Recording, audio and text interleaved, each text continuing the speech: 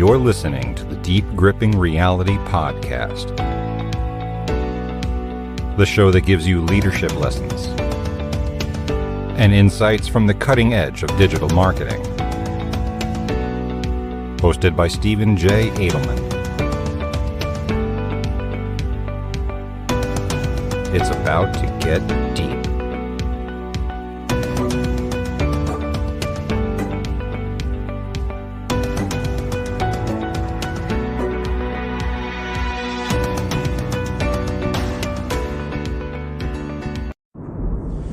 Okay, Stephen, can you talk to me about the kids that have just graduated college in the last 9 months? So it would be technically 2 classes that have come out of college with a 4-year degree. How would one go about preparing them for the online remote work environment, especially related to sales? So you're basically asking about selling in the virtual world, in the digital world, right? Yeah, and I'm guessing that, in my opinion, I wonder, this is just like a question rolling around up there, but I wonder, have these kids really been prepared for this new 2020 COVID era? And what that's going to mean for adjusting how they go about selling techniques, how they're going to learn that. When, to me, a lot of that is going to be, there's been trial by fire, on the fly. How would one go about preparing them? It's funny. I think that in some ways they're more prepared than anybody's ever been. They just didn't know it. And in other ways they're screwed. Say that because, so when I was in, excuse me. So when I was in a personal selling class, a lot of it was, understanding the needs of your prospect and really getting to know them, getting to know who the decision makers were. Well, that hasn't really changed. You spend a lot of time doing research online. And a lot of these younger generation are used to doing virtual chats. They've been doing, everything from Snapchat to doing videos of themselves on Instagram or Reels or whatever. So in that way, they're used to a somewhat online video environment. They're kind of like all aspiring YouTube stars. Essentially. And even the ones that aren't still have some kind of digital footprint in the social world, right? And so a lot of them, because of classes now that have had to go remote, understand how to use Zoom. But what they tend to miss, the thing that they're not getting, is how to leave a real impact, a real imprint when they're talking to people through Zoom and through sales meetings and that sort of thing. And how do you command attention and maintain eye contact when you're staring at a monitor, right? And I'm wondering also on the interpersonal side. Yep. Many of them are unconfident about their skills when it comes to sales on a good day. I mean, anybody who has been anywhere where there's been a transaction of business, when it's someone who's just graduated, they are lacking some of those things that you kind of build up over time. Yeah. And I'm wondering, how has, the wrench that is COVID impacted that? Are they going to have what it takes? Well, and if not, how did they learn that? I would say, like anything else, it's one of those things that unfortunately you do. It's like a muscle. You have to build it up over time. You get better as you go. You learn from your mistakes. But what I will say is the way that they can set themselves up for success is by over-preparing so that they can deliver. So, if you know that you're going to be in a position to where you're sharing slides, double, triple, quadruple check that. Set up a Zoom call ahead of time with a colleague and let them get on and test your audio quality, your picture quality, make sure the slides are working, test everything, because the last thing you want to do, it's going to leave, people are going to be understanding because we all go through it, but it's going to leave a much deeper impact with something you have absolutely zero control over, which is technology. Another thing, I am, speaking from personal experience, currently taking an online public speaking class. I found that it is more useful now than anything I've ever taken. I can get up in front of a room and give a traditional speech, as can most people my age.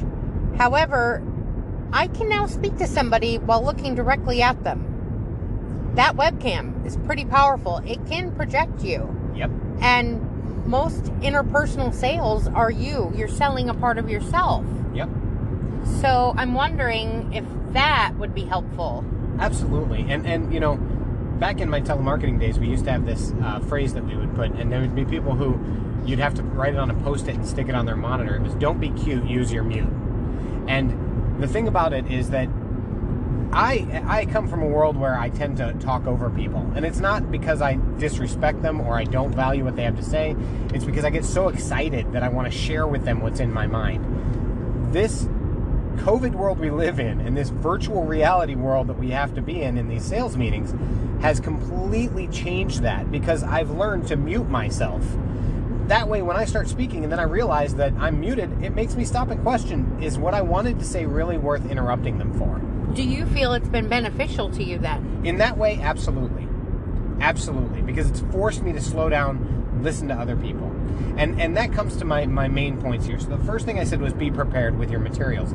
The second thing is be prepared with your environment, okay?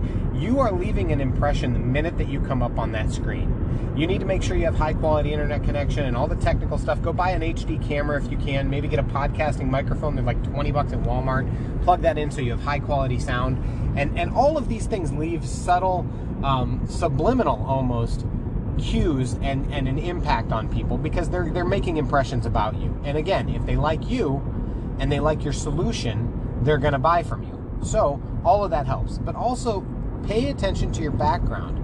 Make sure there's nothing in the background that's going to distract from you and from what you're saying. Right, lighting too. Lighting is huge. So a common mistake that I see people do, both in sales and in just general meetings, is that they'll have a big light, overhead light, right above them or right behind them, and it makes this huge glare, and it's distracting, frankly. If you can have a window behind your camera so you have natural light coming in, that's perfect. Otherwise, if you can set up a lamp behind your camera, behind your laptop, behind your monitor, whatever, so that it illuminates you that way, and then shut off lights behind you. When I'm on meetings, and I do probably 5, sometimes 7 a day, I have every room in the light off with the exception of the light sources that are behind my monitor or in front of me. And that way I know that I'm illuminated properly, and the rest of the room, you can't even tell that there are lights off. It looks fine. So understanding how to light yourself and how to eliminate this background noise, background distraction is very helpful to go a long way for your professionalism. Obviously, wear pants. That seems like a silly thing to say. Yes. We all know about a certain commentator recently. And more than that, there's been others. And I've seen other things where, like, kids in Zoom classes were having outbursts. Yeah, like, it's like, just pretend that you are in a boardroom. Yeah. I mean, be serious. You have to. I mean, I here's one thing, and I think my family can probably attest to this. Pardon me. We've been going. Let's hope you don't have COVID with that cough. But go ahead. Yeah, amen. No, I think it's just allergies. But so I have been, even though I've not been at the office since March of 2019, I have still dressed as if I was leaving the house and going to the office.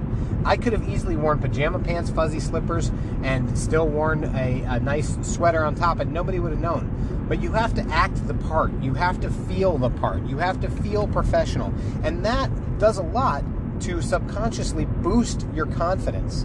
Before a meeting, if you're nervous, smile. I'm not kidding. If you smile for 5 minutes straight, there's a chemical reaction in your brain that convinces you that you're in a great mood. It's the weirdest thing, and if you did it right, your face will actually be sore after the 5 minutes.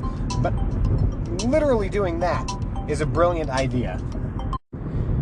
Sorry about that. It's a side phone. Gotta mute these things. Anyway, so the other side. That's another good tip. Yes, mute your other technology that can be distracting. Turn your phone upside down. Ask the kids not to interrupt. Yes. Put a sign on the door. Like if you're doing a virtual meeting like I do, we actually have an open and close sign that's hanging outside the door. Brilliant. You know, it keeps people, lets them know when you're on the phone so you don't get interrupted. But then there's what I call the Superman pose. If you have something that you don't feel confident about, this is true for tests too. I used to do this with tests. If you stand there with your hands on your hips, your legs shoulder length apart, and you just stand there and breathe confidently, it's called the Superman pose. It physically changes, and I'm not even kidding, it's a chemical reaction that tricks you into feeling and looking and being more confident. These are little psychological hacks, and you might think, whatever, give it a try. Try it, and you'd be amazed. It works really well for tests. This is one of those weird things that I just know. But how does this all tie into sales? Because if you believe in your product, and you believe in yourself, and you know that your product is going to meet the needs of your client, if you're sincere, all of that will come through with confidence. And that's really what it comes down to. That's in a personal selling environment, but that's also in a virtual or a digital selling environment. That as long as you are going at it with the right intention in mind, people see that. They feel that authenticity, and it gives you a sense of authority that you know how to help them solve their problems. And that right there is probably one of the best selling tips that I can provide. I know that I always, when I purchase something, Yeah. I want them to be helpful, but not pushy. Exactly. So, if they really want me satisfied, I can tell. Yeah. And if they just want my money, I can tell. So it's interesting that you should say that. In a retail environment, even in a virtual selling environment, that is so very true. So the difference between an average salesperson and what I call a stellar seller is that a stellar seller asks more than they speak. They may know the solution. They may know the answer. They may know that the product is perfect. Maybe you've even done your research and you know that client and what their pain points are and their needs. But it's so much more powerful for you to get that prospect to tell you what their needs are and then offer a solution, or help them come to the conclusion that these are the solutions you have, give them a few options and they can choose one. You're partnering with them. It's no longer you cramming a product or service down their throat. It's you helping them find the right solution to meet their needs. And if you can do that, you're golden. I mean, I find that even, I do a lot of consulting where I talk to clients and I tell them what I've done for them. So they hire us to do a certain job for a certain period of time, and then, I have a chance to answer any questions that they have and help them figure out what to do next. And I can sell them more hours if I need to, but ultimately what I've found is that the most impactful conversations that I have that end up turning into upsells are the ones where I start the conversation with, I'm going to have a lot to say, because at this point they know me. So rather than rather than me just rattling on talking to myself for half an hour, let's start with this. How can I help you? Did we ever have a professor that said, find out what they need and then give it to them? Yeah. Okay. Yeah, I think that was... I wondered if I was like... Yeah, no, that's a George Johnson thing for sure. Okay. Yeah.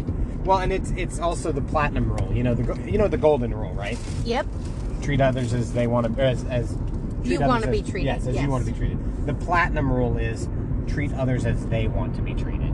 That's a good one. I agree. I like that. I agree. And honestly, what it comes down to for any of this stuff, and for whether it's for management, for sales, whatever, it all comes back to this. You need to build transparent relationships. You need to be sincere. Not every single call is going to be a sale. In fact, some of the best sales are the ones that take the longest to get. What is your advice to these new salespeople, these new graduates? What would be one thing you would want them to know? Like, what advice would you impart? This one concise thing. Practice. Okay. Practice. Know your product. Yep. Anticipate the questions that they're going to ask. Have the answers. And then let them ask those questions. So practice anything that you can. And that right there will set you up for success.